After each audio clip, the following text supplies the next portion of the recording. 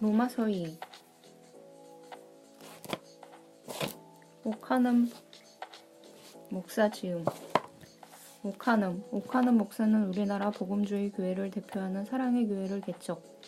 현재 담임 목사로 심호하고 있는 복음주의 진영의 장형으로서 선교단체의 전유물로 여겨지던 제자훈련을 개혁주의 교회론의 큰 틀에서 창의적으로 재해석하여 교회에 적용하고 성공적으로 정착, 폭발적으로 활성화시킨 교회 제자훈련사 30년의 산 증인이다. 그의 광인 같은 사역으로 평신도를 머슴 비슷하게 보던 교회 풍토에 평신도 해방, 평신도 구비, 평신도 사역자화가 비로소 공적으로 논의되는 전기가 마련되었다고 해도 과언이 아니다. 네로라 하는 실력 있는 목회자들과 쟁쟁한 평신도 전문가 그룹을 키워낸 한국 교회 멘토 역사의 대간, 이는 한 손에 성경책, 다른 한 손에 사용리를 들고 캠퍼스와 아파트촌을 샅샅이 누빈 전도인으로 살아온 열정 인생의 열매라고 할 수 있다. 현재 그는 한국 교회의 갱신과 성숙을 위해 국제제자훈련원 원장, 교회 갱신을 위한 목회자 협의회 대표회장, 한국 기독교 목회자 협의회 대표회장 등의 중책을 맡아 섬기고 있다. 성균관 대학교 영문과를 거쳐 총회 신학원에서 수학하고 미국 할뱅 신학교, 웨스트민스터 신학교를 졸업했다. 2001년 웨스트민스터 신학교는 제자훈련을 통해 한국 교회에 미친 그의 영향력을 인정하여 명예 신학 박사 학위를 수여했다. 다시 쓰는 평신도를 깨운다 외 다수의 저서가 있다.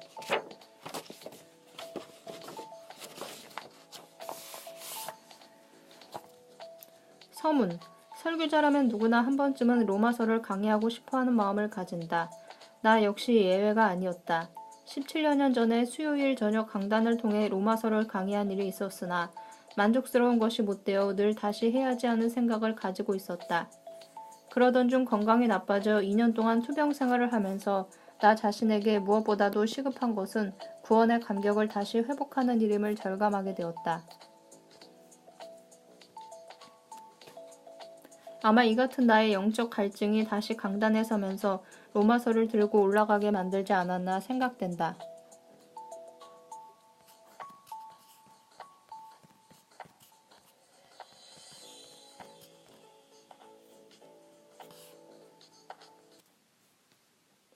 흔히 한국 교회에서는 강해 설교를 저녁 강단을 이용해서 하고 있다. 그러나 나는 주일 낮 강단에다 올려놓기로 결심했다. 가급적이면 많은 청중이 듣도록 해야겠다는 생각에서였다.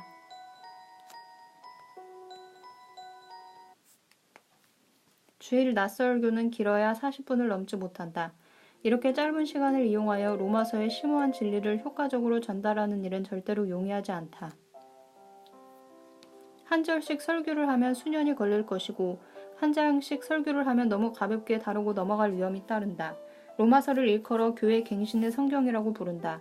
어거스틴으로부터 시작하여 루터, 웨슬리 등 역사상 교회를 새롭게 재건하는 일에 쓰임받았던 거목들이 로마서를 통해 주님의 음성을 들었던 것이다. 지금도 교회가 새로워지고 그리스도인들이 또 한 번 거듭나기 위해서는 로마서 안에서 우레 같은 주님의 음성을 들어야 한다. 놀랍게도 오늘날 복음을 들어야 할 자들이 교회 안에 너무 많다. 복음을 제대로 배우지 못한 자들, 구원의 감격을 한 번도 맛보지 못한 자들, 들어도 감각이 없는 자들, 심지어 잘못된 복음에 익숙해 있는 자들이 어디 한두 명인가. 이런 자들은 로마서를 펴들고 자신이 죄인됨을 실감나게 볼 수 있어야 한다. 십자가의 예수 그리스도를 더 가까이 가서 만나야 한다. 믿음의 능력이 얼마나 위대한가를 발견해야 한다. 하나님의 무궁한 사랑에 자아가 온통 침몰하는 체험을 해야 한다. 성령께서 길어 올리시는 시원한 생수로 메마른 심령이 물된 동산으로 바뀌어야 한다. 이러한 은혜 없이 답답하고 목이 타는 영혼이 어디에 가서 힘을 얻을 수 있겠는가? 이 병든 세대를 무슨 방법으로 치료할 수 있겠는가? 나는 로마서를 앞으로도 한두 번은 더 설교하고 싶다. 완전한 해설, 완전한 설교란 어느 시대에도 없었다. 우리는 모두 다 부분적으로 알고 부분적으로 말할 뿐이다. 그러나 불완전한 설교자의 부분적인 진리를 가지고도 기쁘게 일하시는 성령이 계심을 감사한다. 우리의 기도를 온전케 하시려고 늘 탄식하시는 성령께서 나의 설교도 하나님의 살아있는 진리 되게 하시려고 오늘도 탄식하고 계심을 감사하고 있다. 본서가 독자들에게 구원의 기쁨, 구원의 능력을 다시 회복하는 데 일조할 수 있다면 더 이상 기쁜 일이 없을 것이다. 오카눔.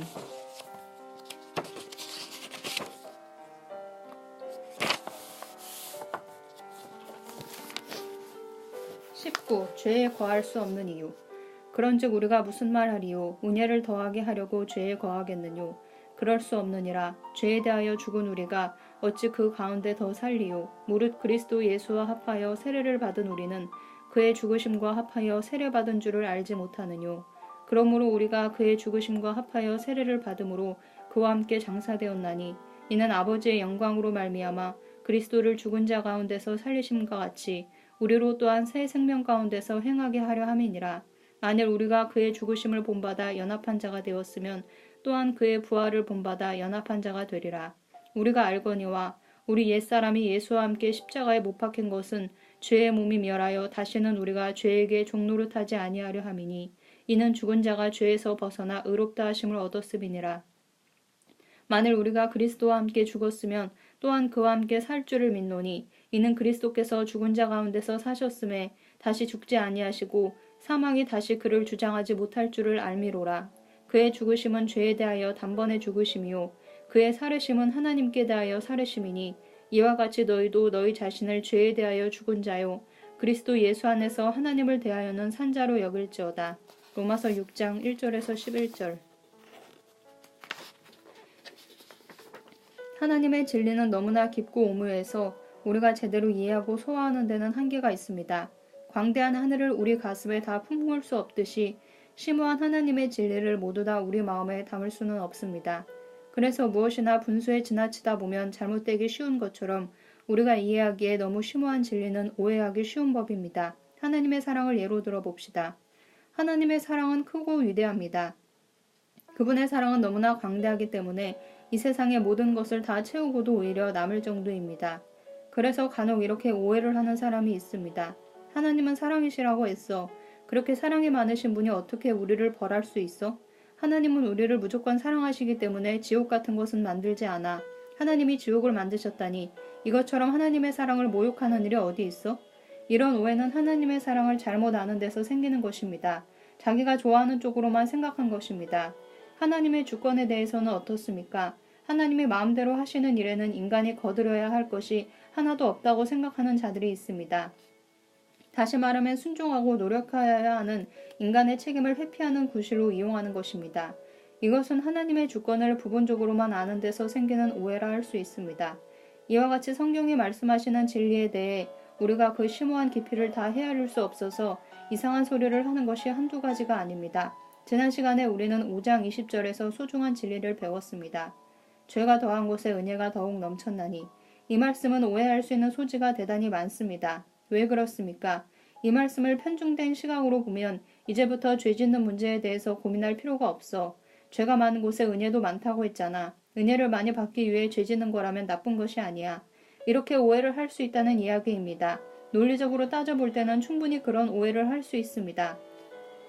그런데 하나님의 말씀을 공부하는 사람은 균형 감각을 잃어버리면 안 됩니다. 우리가 어떤 말씀에 너무 지나치게 몰입하다 보면 균형을 잃기 쉽습니다. 로마서 5장 20절에서 은혜 받은 자는 반드시 로마서 6장 23절 말씀도 깨달을 줄 알아야 합니다. 죄의 삭은 사망이요. 로마서 6장 23절. 이 말씀은 5장 20절 말씀과 얼마나 대조적입니까? 성경에서 죄가 더한 곳에 은혜가 더욱 넘쳤나니라는 말씀이 있는가 하면 죄의 삭은 사망이요라고 준엄하게 경고하시는 말씀이 있습니다. 그러므로 우리는 하나님의 말씀을 균형 있게 이해할 줄 아는 감각을 소유해야 합니다. 죄에 거할 수 없는 이유. 사도 바울은 우리가 자칫하면 빠질 수 있는 이 오해의 소지를 막기 위해 6장을 기록한 듯 합니다. 은혜를 더하게 하려고 죄에 거하겠느뇨. 1절.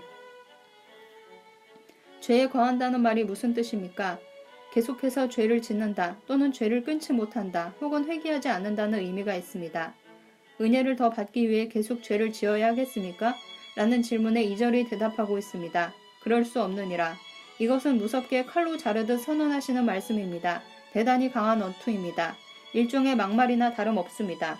무슨 소리야? 말도 안 되는 소리 그만둬 라는 식의 말입니다. 진리를 오해하고 악용하는 자에 대해서는 하나님이 이렇게 강경하게 단호한 어조로 말씀하신다는 것을 잊어서는 안 됩니다. 죄가 많은 곳에 은혜가 넘친다고 해서 죄를 자꾸 범하는 생활을 해서는 절대로 안 됩니다. 우리가 죄에 거할 수 없는 이유가 있습니다. 그 이유는 2절 중간에 나옵니다. 죄에 대하여 죽은 우리는 죄에 대하여 죽은 사람이기 때문에 죄 속에 거할 수 없다고 말하고 있습니다. 여기에서 말하는 죽음은 한 번 죽는 것이요 이미 과거에 죽은 죽음을 의미합니다. 그래서 과거 동사로 쓰여 있습니다. 이것은 죄를 안 지으려고 날마다 죽어야 한다는 의미가 아닙니다. 그리고 앞으로 거룩하게 살기 위해 영적으로 계속 죽는 훈련을 해야 한다는 의미도 아닙니다. 바울이 고린도 서신에서 고백했던 나는 날마다 죽노라 고린도전서 15장 31절 고아는 그런 유의 죽음도 아닙니다. 과거에 단 한 번 죽었던 사건을 이야기하고 있습니다. 그러면 언제 어디서 우리가 죽었습니까? 그 대답을 우리가 읽은 본문 전체를 가지고 검토하기 전에 좀 더 기억하기 좋도록 먼저 한마디로 요약하고자 합니다. 11절 초두의 이와 같이를 주목해 보십시오. 이것이 해답입니다. 그러면 이와 같이가 함축하고 있는 의미는 무엇입니까? 10절과 11절을 연결시켜 보면 그 내용을 알 수 있습니다. 10절은 예수님의 죽음과 부활에 대해서 설명하고 있습니다. 그의 죽으심은 죄에 대하여 단번에 죽으심이요 그의 살으심은 하나님께 대하여 살으심이니 10절 예수 그리스도께서 죄에 대하여 단번에 죽으시고 하나님께 대하여 살아나신 것처럼 우리도 죄에 대해서 단번에 죽었고 예수 그리스도 안에서 다시 살아났다는 말입니다. 우리가 언제 죽었습니까? 예수 그리스도가 십자가에 못 박혀 죽었을 때 우리도 죽었습니다. 우리가 언제 살아났습니까? 예수님이 다시 사셨을 때 우리도 살아났습니다. 예수 그리스도가 세상에 오셨다는 것은 죄가 왕노릇하는 영역으로 들어오셨다는 것을 의미합니다. 그는 여자에게서 나셨고 율법 아래 매이셨습니다. 그리고 천사보다도 못한 처지에 놓이셨습니다. 예수님이 죄의 권세가 미치는 자리에 오신 것입니다. 그리고 마치 죄인처럼 죄사함을 받는 세례를 받으셨습니다. 그뿐입니까? 죄인처럼 마귀에게 시험을 받으셨습니다. 친구인 나사로의 죽음 앞에서 눈물을 흘리셨습니다. 드디어 그는 하나님으로부터 완전히 버림받는 자리까지 가셨습니다. 십자가에서 나의 하나님 어찌하여 나를 버리셨나이까? 마태복음 27장 46절 하고 부르짖으시며 우리의 모든 허물과 죄악을 짊어지시고 죽으셨습니다. 그런데 이 죽음은 단번에 죽은 것입니다. 단 한 번 죽은 것으로 끝난 죽음입니다. 그것으로 인해서 예수님은 죄와의 관계가 단절되었습니다. 죄로 인해서 괴로움을 당하는 영역에서 벗어났습니다. 죄의 세력에서 완전히 자유하였습니다. 더 이상 그를 죄가 시험할 수 없었습니다. 더 이상 그에게 슬픔을 안겨줄 수 없었습니다. 그가 완전히 죄와 단절되었기 때문입니다.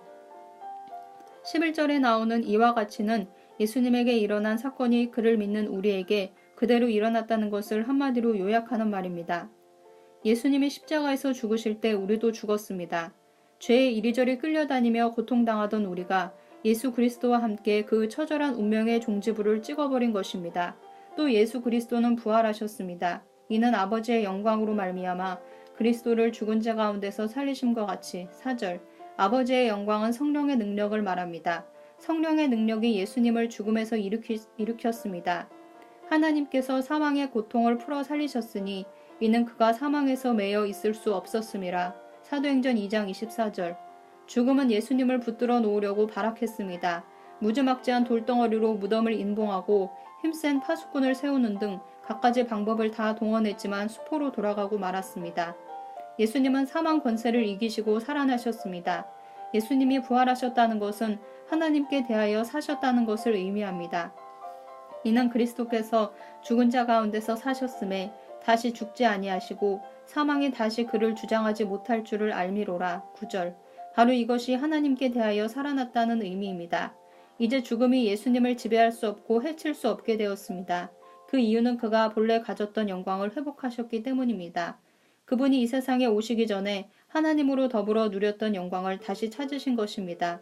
요한복음 17장 5절을 보면 예수님이 기도하신 내용이 나옵니다. 아버지여 창세전에 내가 아버지와 함께 가졌던 영화로서 지금도 아버지와 함께 나를 영화롭게 하옵소서. 요한복음 17장 5절 바로 이 기도가 성취된 것입니다. 주님은 죽음이 따라올 수 없는 생명의 영역, 의의 나라에 오르셨습니다. 죄와 사망의 자리에 오르신 것입니다. 볼지어다 이제 세세토록 살아있어 사망과 음부의 열쇠를 가졌노니 요한계시록 1장 18절 생명이 왕노릇하는 의의 자리에서 주님이 사망과 음부를 심판하시는 자가 된 것입니다. 이와 같이의 원칙에 따라 우리도 하나님께 대하여 살았습니다. 그의 부활이 우리의 부활이 되었습니다. 우리는 죄의 지배로부터 벗어났고 죽음의 철권에서 해방되었습니다. 우리는 주님과 함께 영광의 자리에 앉아 세상을 심판하는 의의 백성이 된 것입니다. 이와 같이라는 말이 담고 있는 이상과 같은 엄청난 사실은 우리의 이성으로는 납득하기 어려운 영역의 진리라 할 수 있습니다. 그러나 우리는 이미 앞장을 공부하면서 아담과 우리의 관계를 설명하는 말씀을 통하여 비슷한 사실을 한번 접한 일이 있습니다. 아담이 죄 짓는 자리에 우리가 없었지만 우리는 함께 죄 지은 자가 되었고 그 결과 아담이 죽은 것처럼 우리도 함께 죽었다고 했습니다. 마찬가지로 예수 그리스도가 십자가에 못 박히실 때 우리가 그 현장에 없었지만 우리는 그와 함께 죽었습니다. 그가 부활하실 때 우리가 영광의 현장을 목격하지 못했지만 우리는 그와 함께 살아났습니다. 그리하여 우리는 죄에 대하여 죽었고 하나님을 대하여는 산 자가 되었습니다. 이것은 우리가 선택할 수 있는 문제가 아닙니다. 그렇다고 해서 그것은 나와 상관없는 일이라고 해서도 안 됩니다. 하나님께서 정하시고 다루시는 일입니다. 우리를 아담 안에서 부르신 것처럼 우리를 예수 안에서 부르시고 그의 죽음과 부활을 우리의 죽음과 부활로 간주하셨습니다. 이것은 전적으로 하나님이 결정하신 일입니다. 우리가 이해를 할 수 없다고 해서 거짓이나 꾸민 말이 될 수 없습니다.